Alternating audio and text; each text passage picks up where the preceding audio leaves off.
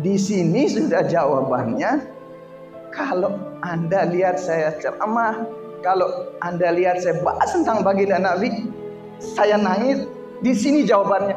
Sekarang Anda ngalami sendiri kan? Anda ngalami sendiri kan? Saya bukan cengeng, bukan dibuat-buat, tetapi saya tidak tahu. Sebagaimana tidak tahunya Anda saat ini. Saya tanya Anda, kenapa Anda nangis? Anda juga kan tidak tahu jawabannya. Sama. Di sini jawabannya.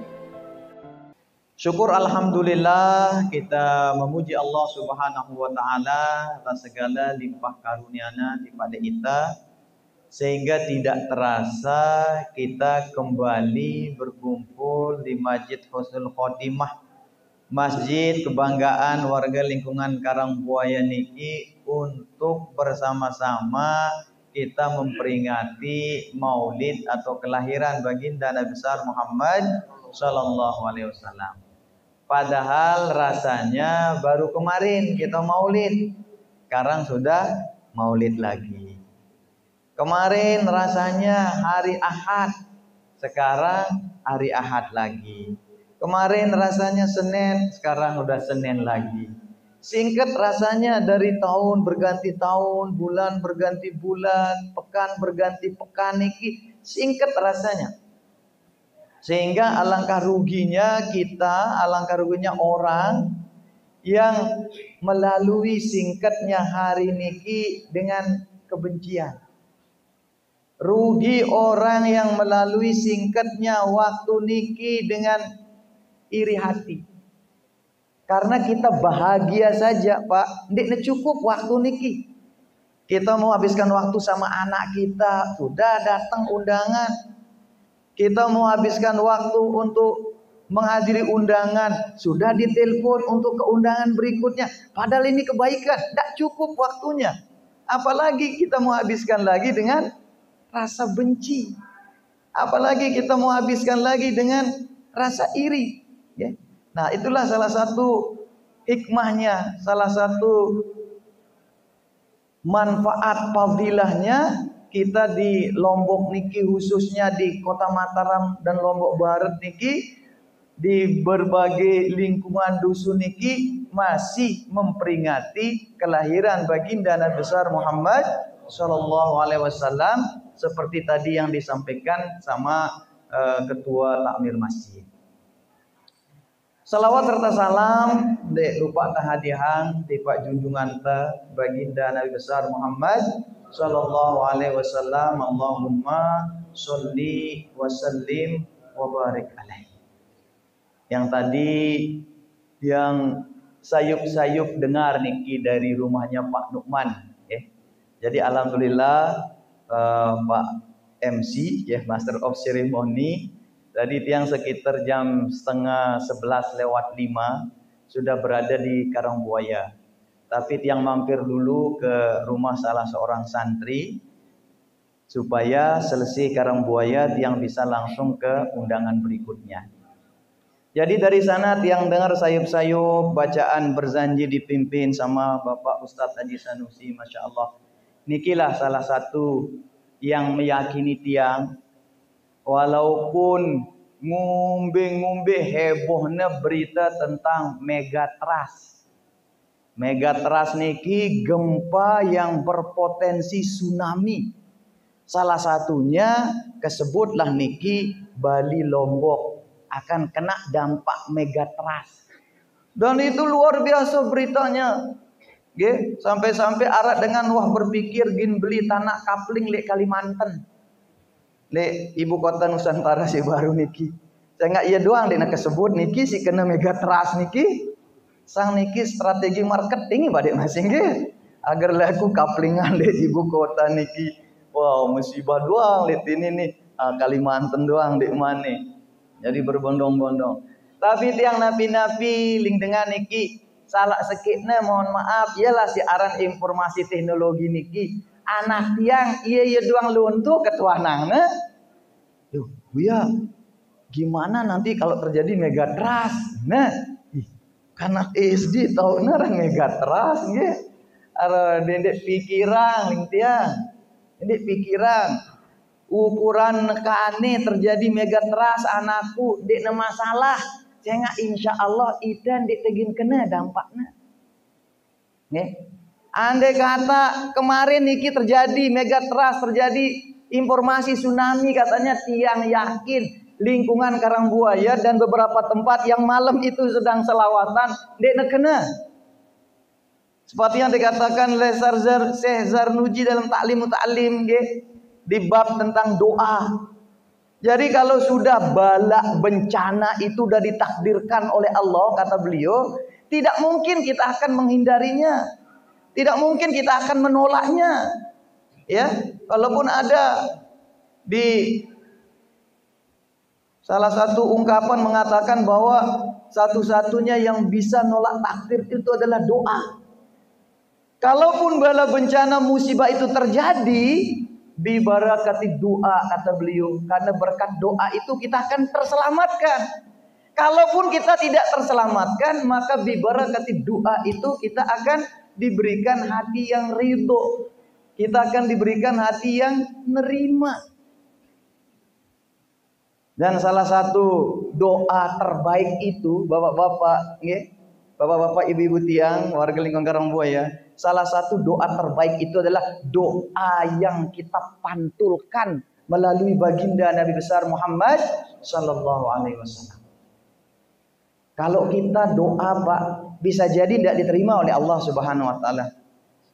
Sebagaimana dalam hadis Arba'in diceritakan, ada orang yang doa, tetapi apa pakaiannya haram, makanannya haram, tingkah lakunya haram. Maka bagaimana mau diterima doamu, kata baginda Nabi besar Muhammad Sallallahu Alaihi Wasallam. Pakaian haram, perbuatan haram, makanan haram, tertolak doamu. Tetapi ada strategi bapak-bapak, yang bapak-bapak, ibu-ibu kalau ingin doanya tidak tertolak, maka doa itu harus dipantulkan kepada baginda Nabi besar Muhammad Sallallahu Alaihi Wasallam. Kalau kita langsung minta sama Allah Subhanahu Wa Taala, bisa jadi Allah tunda, bisa jadi Allah konversi dia. Tetapi begitu doa itu kita pantulkan kepada baginda Nabi besar Muhammad Sallallahu Alaihi Wasallam, maka Allah Subhanahu Wa Taala berfirman, taslima, pasti engkau jadi orang yang selamat. Dan doa kita kepada baginda Nabi besar Muhammad Sallallahu Alaihi Wasallam, cara kita memantulkan doa kita adalah dengan kita banyak-banyak bersalawat kepada baginda Nabi besar Muhammad Sallallahu Alaihi Wasallam. Sallallahu ala Muhammad, Sallallahu Alaihi Wasallam, Sallallahu ala Muhammad, Sallallahu Alaihi Wasallam. Asyraqal badru alaina fakhtafat minhul budur. Telah terbit bulan di atas kami, maka rontoklah bulan-bulan lainnya. Begitu baginda Nabi besar Muhammad Sallallahu Alaihi Wasallam, bapak-bapak, ibu-ibu dilahirkan ke dunia, maka rontoklah orang-orang hebat sebelumnya itu.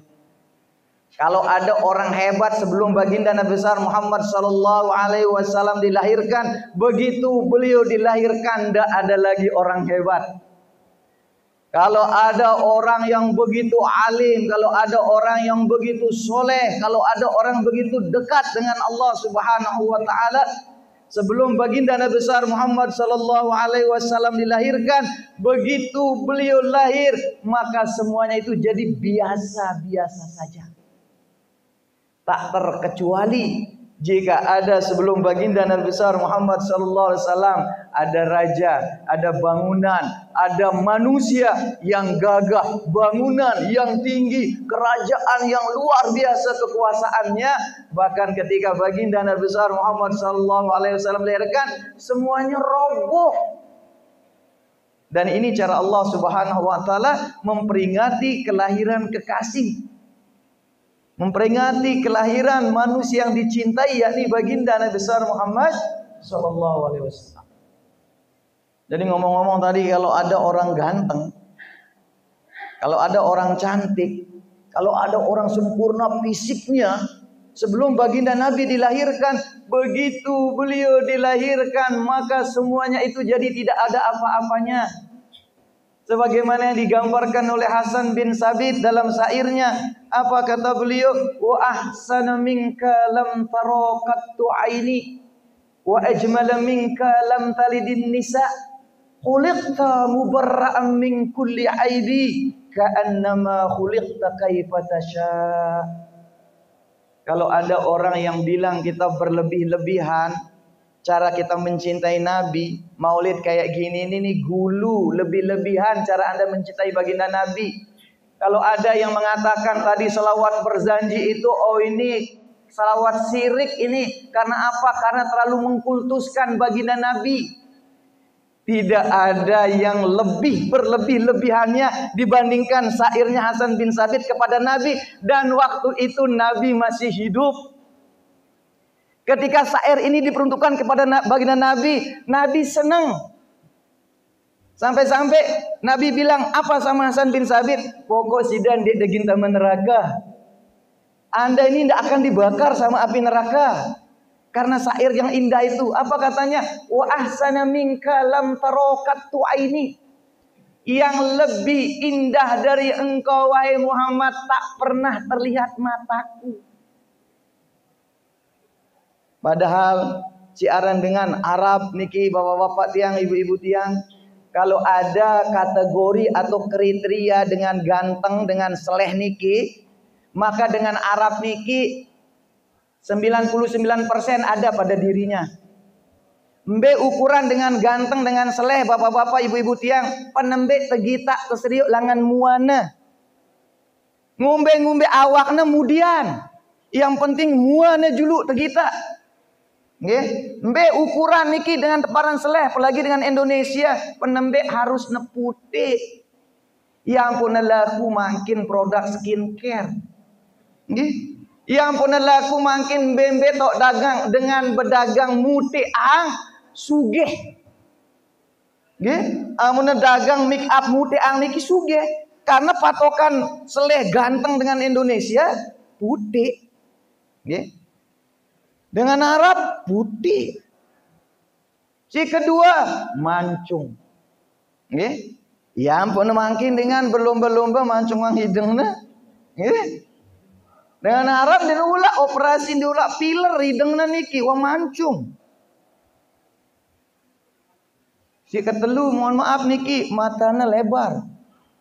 Nggih. Hidung mancung, mata lebar, bulu mata lentik, alis jeririt, marak pasang teita, kulit putih, bibir tipis, masya Allah, senyum gigi marak mutiara.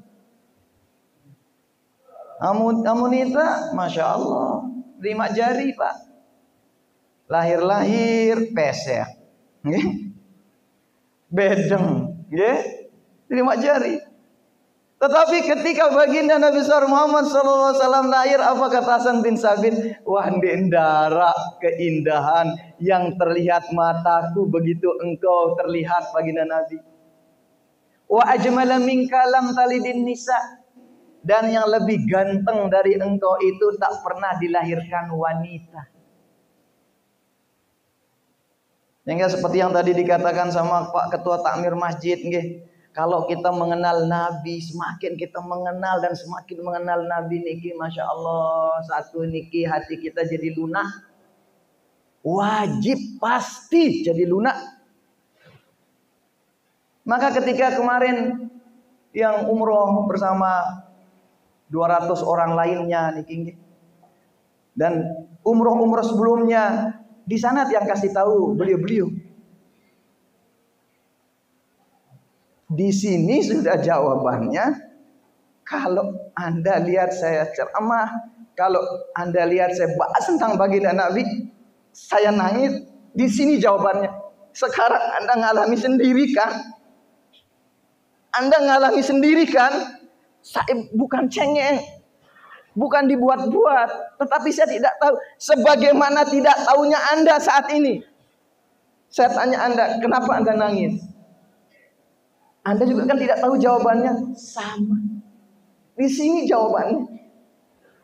Karena semakin kita mengenal beliau itu, hati kita semakin lembut. Semakin kita kenal beliau itu, kita semakin gampang nangis. Semakin kita kenal beliau itu, kita tidak punya waktu untuk memikirkan yang lain. Karena beliau wa ajmalu minka lam talidin nisa. Yang lebih ganteng dari engkau itu tak pernah dilahirkan wanita. Khuliqta mubarra'an min kulli aibi. Engkau diciptakannya selamat dari semua celah.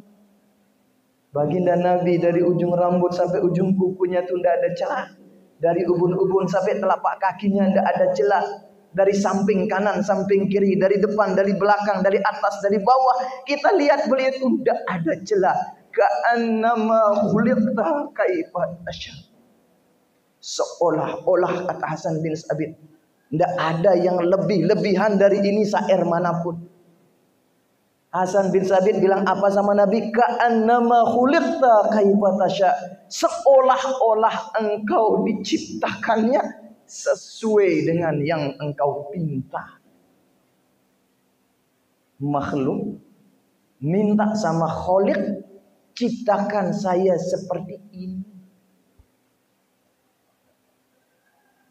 Adakah yang lebih? Adakah yang lebih-lebihan dibandingkan ini? Tidak ada.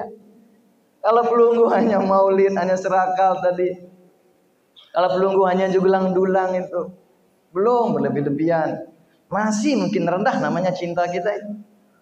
Kita mau luangkan waktu datang kita ke sini, kita tinggalkan kegiatan yang lain itu mungkin masih rendah namanya cinta kita. Kalau ini udah masya Allah, ini sudah lebih nyangkut akidah segala macam sudah ini. Tapi apa Nabi bilang apa? Kamu ini lebay, kamu berlebih-lebihan enggak? Malah ketika Hasan bin Sabit bilang itu, wah kamu ini tidak akan masuk neraka kamu ini. Kata baginda Nabi besar Muhammad sallallahu alaihi wasallam. Sampai jam berapa nih?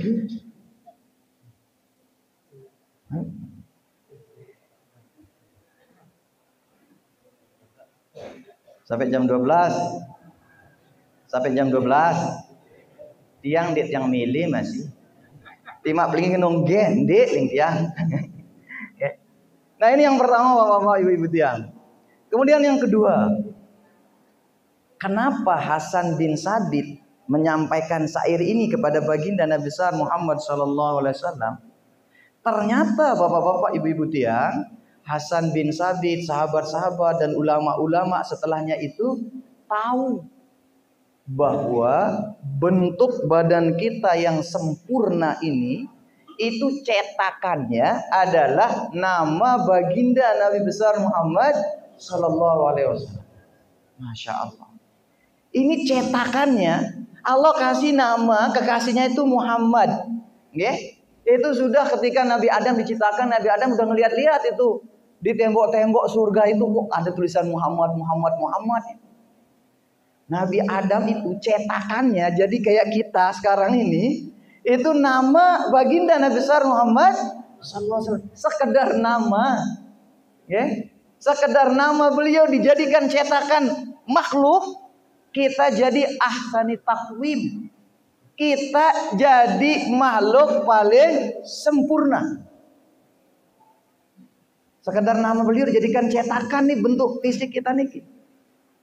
Maka diuraikan dia sama ulama niki kalau ditulis nama baginda Nabi besar Muhammad sallallahu alaihi wasallam niki, dia akan membentuk fisik kita, membentuk badan kita.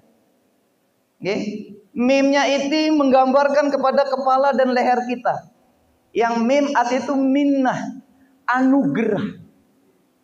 Jadi Allah Subhanahu wa taala berikan kita anugerah berupa kepala niki untuk kita mikir. Apa yang kita pikirkan? Bukan kita mikirkan yang lain-lain, tetapi memikirkan penciptaan Allah Subhanahu wa taala. Tujuannya untuk apa? Untuk kita semakin mengenal dan takarrub kepada Allah Subhanahu wa taala. Dikasihlah kita kepala, mimnya Muhammad, minnah anugerah. Kemudian dikasih kita tangan dan dada. Huruf H itu menggambarkan tangan dan dada kita. H itu menggambarkan kepada hub, cinta. Kalau kita ini umat baginda Nabi besar Muhammad sallallahu alaihi wasallam, maka kita akan menjadi hati yang dipenuhi oleh cinta. Dan hati yang dipenuhi oleh cinta itu sebagaimana huruf H ada tangan di sana, maka tangan yang senantiasa memberi, maka tangan yang selalu membantu. Ada teman susah, tangannya bilang apa yang Anda susahkan. Ada dilihat teman terjatuh, dia ulurkan tangannya, ayo pegang tangan saya, bangkit dari keterpurukan. Inilah umatnya baginda Nabi besar Muhammad sallallahu alaihi wasallam. Kemudian Allah Subhanahu wa taala berikan kita mim yang kedua. Ini menunjukkan kepada pusar kita, kepada keseimbangan. Jadi manusia itu kita harus seimbang. Nggih, dendek bas kanan, dendek bas kiri. Bas kiri lalu liberal jarinta. Nggih, bas kiri selaput-laput. Semua diukur dengan logika, semua diukur dengan ukuran matematika. Nggih, nah, liberal lalu jadi kita. Nggih. Bahkan ada kalimat orang mengatakan, siapa yang bisa jamin atau buktikan bahwa sekarang yang dikubur Nabi, katanya itu benar jasadnya Nabi. Kalau bas kiri lalu ini ajarin ini liberal, nggih. Kita bisa yakin katanya kalau kita bongkar kubur itu. Kita bongkar aja kubur itu, baru kita yakin di sana dimakamkan baginda Nabi besar Muhammad sallallahu alaihi wasallam. Ini karena semua diukur dengan logikanya. Bas kanan masih dina kanggo, nggih. Amun ta bas kanan selapu salah angka. Dekna iya ndekna maulid dengan maulid salah, nggih. Iya ndekna penyanyi dengan penyanyi salah, nggih. Jadi bas kanan selapu salah angka, bas kiri selapu kanggo angka. Maka kita ini umatan wasata. Jadi niki dah pelunggu sudah niki tamu undangan warga nih Indonesia secara umum niki dialah umat yang seimbang yang tengah-tengah itu, nggih. Umat yang seimbang yang tengah-tengah. Makanya ya lagi-lagi patokan niki tanah suci niki. Pokok si paling demenangna si petugas di Arab Saudi niki dengan Indonesia. Dengan Indonesia paling gampang-gampang tersuruh. Amna kanu dina kanggo wah takut dengan Indonesia.